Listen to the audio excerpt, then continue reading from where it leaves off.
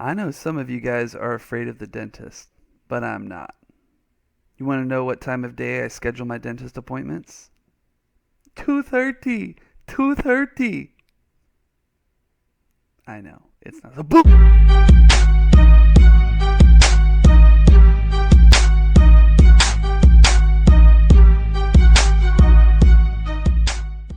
Well, here we are. You have worked really hard to get to this point, and I am glad to see you. It's time for you to write your own poem. So let's jump in. Okay, so what are we doing today? Today, you're going to synthesize everything you've learned about poetry to plan a new poem for you. You're going to consider the different subjects and poetic devices that you will use. So we have a lot of different subjects you can pick from and a lot of poetic devices you can pick from as well. You're going to begin a rough draft of your poem today. What are you going to need? You're going to need the Lesson 7 worksheet, poem planning sheet, and you're going to need both packets for lessons 1 through 6. So I hope you hung on to them.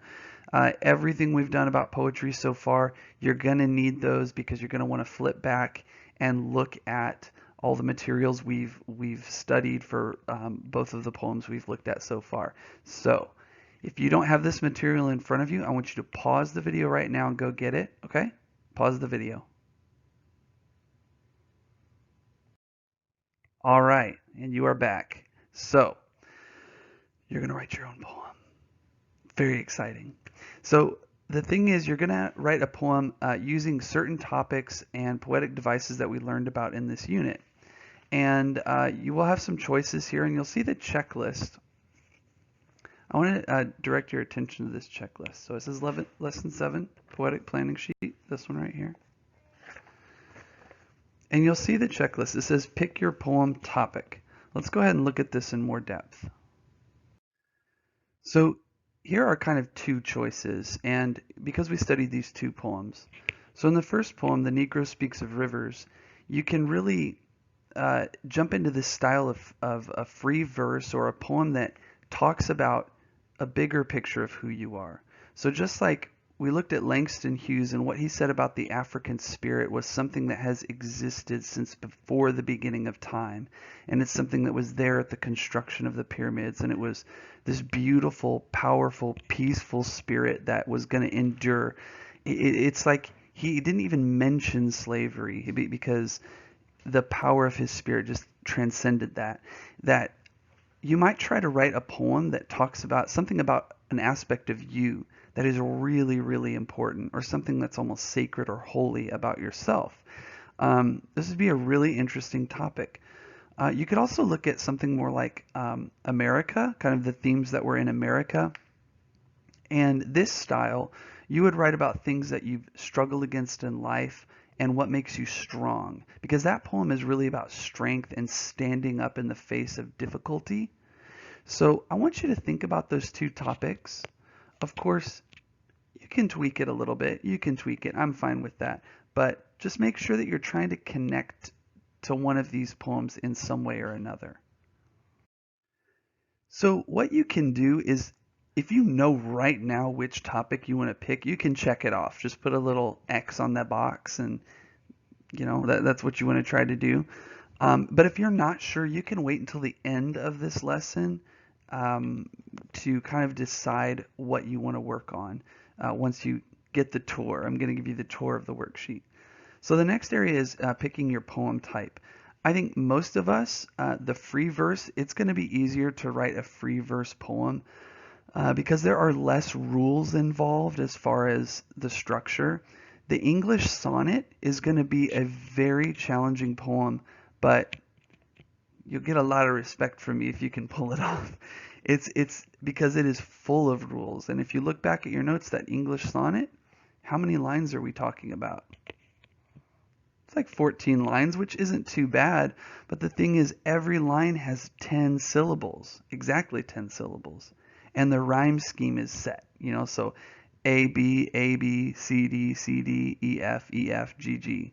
So all of that set. It's going to be, again, very challenging, and I think those of you who want a challenge should definitely go for it because it can be very rewarding when you achieve that.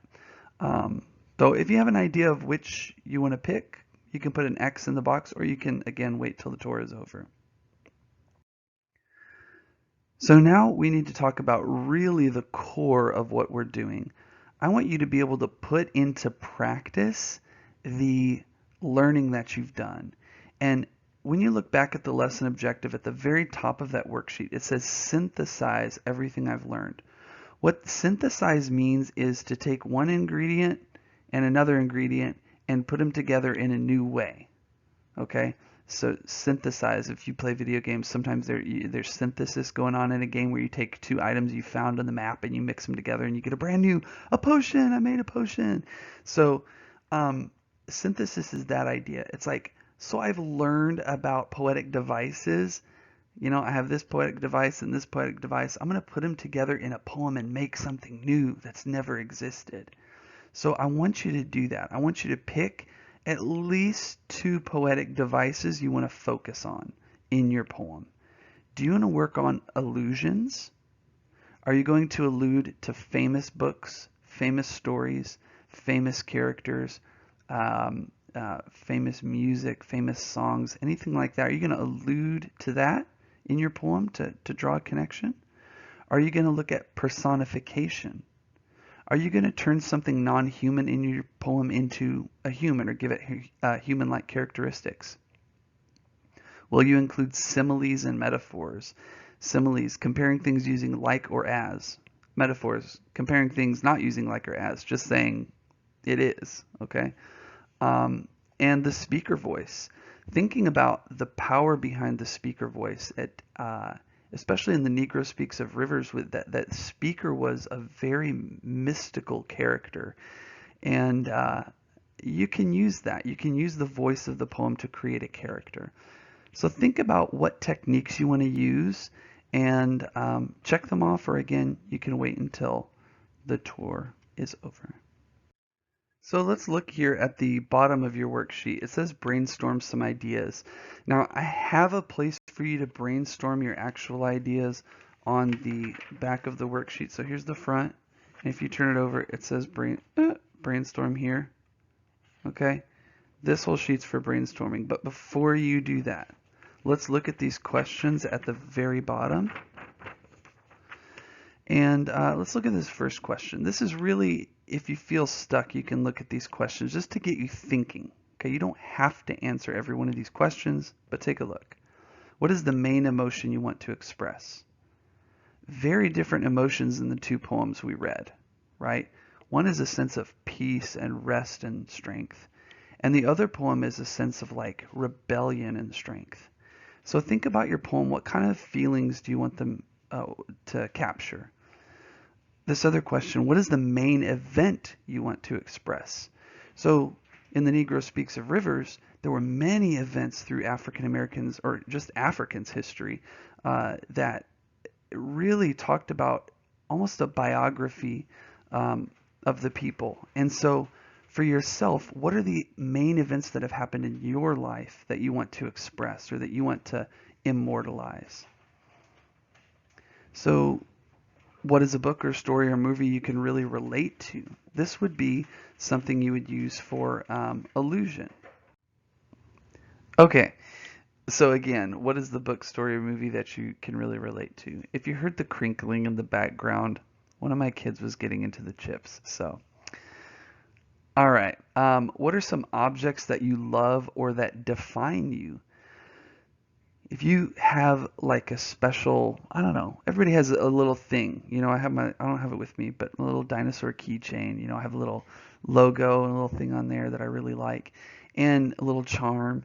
Things like that that really kind of you relate to or define you. You can think about using those objects in the poem as a comparison. Maybe use a simile or a metaphor. You know, I've talked to you guys about recently playing guitar. So maybe in my poem I want to include something about that or use the guitar as a symbol for something. So think about the symbols that represent you and your experiences. And finally, how many lines should your poem be? There's an easy approach, which is we'll go into here in a minute, but there's an easy approach where you can just kind of copy the line style of the poem that you want to sound like, or you can just be like, you know what? I want to do one that's like 25 lines instead of 14, or maybe I want one that's really long, or one that's really short, or maybe one that has long lines this way, but only 2 stanzas or something. So really think about the length of the poem and what it is that you want to say. All right, I feel like I've given you a ton of things to think about. So we're going to brainstorm. Don't skip the brainstorming step, okay? I don't want you to start writing entire poems. But what you can do, let me give you an example here. Go ahead and flip over to this page. What you can do is take one of these ideas that I just talked about, and I'm going to draw on this page for you right here so you can see. Take some of these questions, like what are some objects that you love or define you? And so I might actually talk about my guitar. And so I'll draw a circle right here, and I'm going to put a G because that represents my guitar. That's how you spell guitar, people, with a G.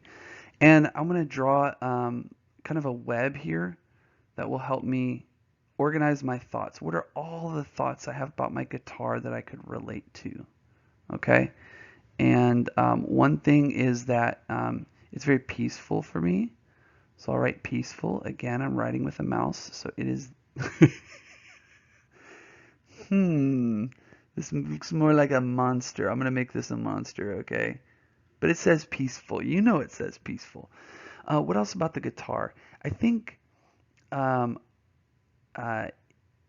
helps me to be calm. I know that sounds like peaceful, but there's something different for me. It helps me to be calm. Seems a little different. It's also fun for my kids. So I'm going to write fun here. And you get the idea, right?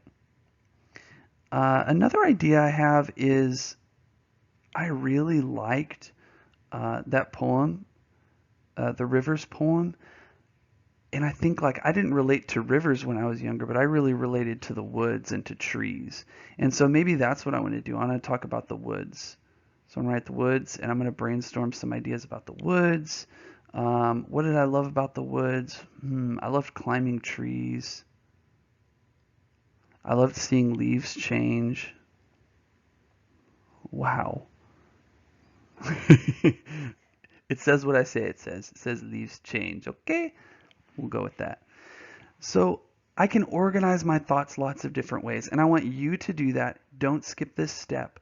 Please spend at least 5 minutes coming up with some ideas. Just get all the ideas out of your head onto paper. Draw. If you need to do some drawings to help you with this, do that. But please look at the clock right now. Look at the clock in the room. And I want you to add 5 to that. Okay? Whatever that time is, add 5 to that. I want you to take that full 5 minutes, pause the video, come back when you're done. Yep? All right, pause it. Okay, you've been working for 5 minutes, right? Don't lie to me, because I'll know.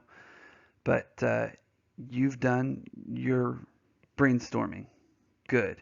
So let's talk about your rough draft. I'm going to give you an example of how I wrote my rough draft. You're going to see my actual rough draft, and you can get some ideas from it that you can borrow, or you can just do something totally different with. It's up to you. Okay, so let's look at that. So I based my poem off of The Negro Speaks of Rivers, and I felt like I wanted a free verse poem, and I wanted something that felt more uplifting, or something that felt more positive. You may have picked the other poem, America, and you wanted to write about the struggle in your own life or something like that, and I think that's amazing. For me, I picked this one. I could have picked the other one too, but this is the one I picked. You don't have to pick this one. So let's look at how I did this. So I looked at all my brainstorming ideas, and I decided to go with the idea about the woods. Okay? And when I look at Langston Hughes' poem here, he says, I've known rivers. I've known rivers as ancient as the world and older than the flow of human blood in human veins. And I thought that was really powerful. And I was like, what are the things in my life that felt that deep, especially when I was younger? So I came up with this first stanza. Okay? And you can see I almost copied everything from his stanza, kind of the shape of it and everything. But let's read mine. I've known forests. I've known forests older than the roots that burrow like snakes into the silent black soil. And so you can see there's quite a bit of difference on this last part because I start talking about something different. I'm not talking about rivers, but I am talking about the roots of trees. And I think that idea of going deep, like depth, and I wanted this poem to feel kind of like deep and quiet and safe. Okay. Let's look at some of the choices I made. You'll see one of the poetic devices in use here. What poetic device am I using? It's in this line. Okay, need another hint? It's this word. What device is this?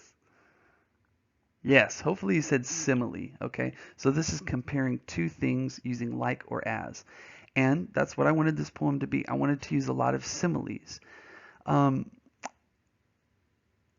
This poem, The Negro Speaks of Rivers, he did not use as many similes in this poem. The poem America used a lot of similes. So I'm sort of borrowing the devices from one poem, but I'm using the style of the other, and that's fine. So let's look at the next line of my poem. Knowing that I want to stick with similes, let's see what else I have. He says, my soul has grown deep like the rivers. My soul has grown still like the forests. So again, this idea of stillness and peace, that's really what I wanted, where he was talking about going deep.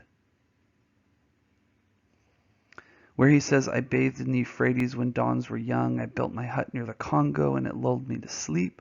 I looked upon the Nile and raised the pyramids above it. I heard the singing of the Mississippi when Abe Lincoln went down to New Orleans. I've seen its muddy bosom all golden in the sunset. So he lists locations that were significant to the African.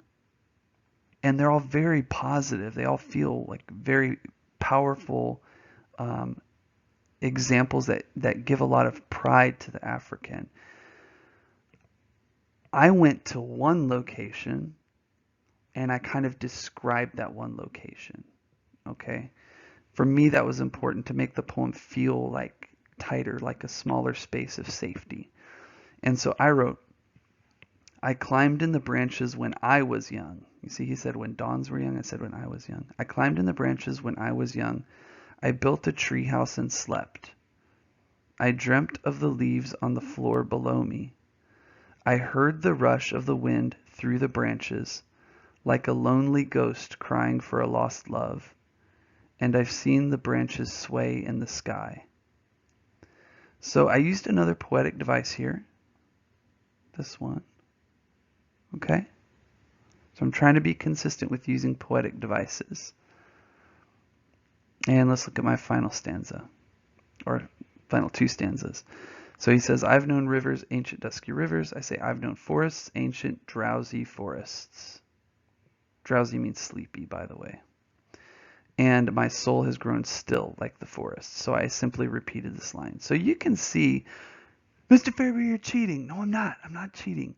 You can do this. You can borrow this style. I'm totally fine with that. I want you to go ahead and get to work. Come up with a rough draft. This is not your final draft. Get your ideas out on the paper. We'll handle revisions and a final draft in the next lesson. Okay? So take the rest of your time and do this. When you feel like you have a rough draft that's done, I want you to finish this video. Okay? So pause it here. Come back when you're done.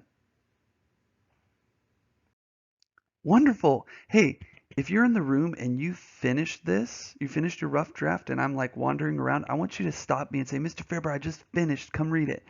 And I'm going to do my best to read it right there and right then because I'm excited to see what you have to say. So let's do one last thing before we finish. Let's reflect on how we did. At the beginning of this lesson, we set out to synthesize everything we learned about poetry to plan a new poem. And I want you to rate yourself on that. So if you go back to the beginning of your worksheet here, you'll see there's a little slot, a little place right here. I want you to give yourself like a 0 to 100. Okay, 100 is an A plus and a 0 is you didn't do anything. rate yourself. How did you do on bringing those new ideas, or bringing all those ideas and creating a new poem? Did you synthesize the poetic devices and the styles and the rhyme schemes to create a poem? Give yourself 0 to 100. Consider the different subjects and poetic devices you will use. How'd you do on that? Did you take time to plan what devices you would use, and did you actually try to use them? Great. And begin a rough draft of your poem. Did you begin a rough draft? Yeah? All right, wonderful. Go ahead and rate yourself on those things. Write it in there, and I will see you in the next lesson. Take care.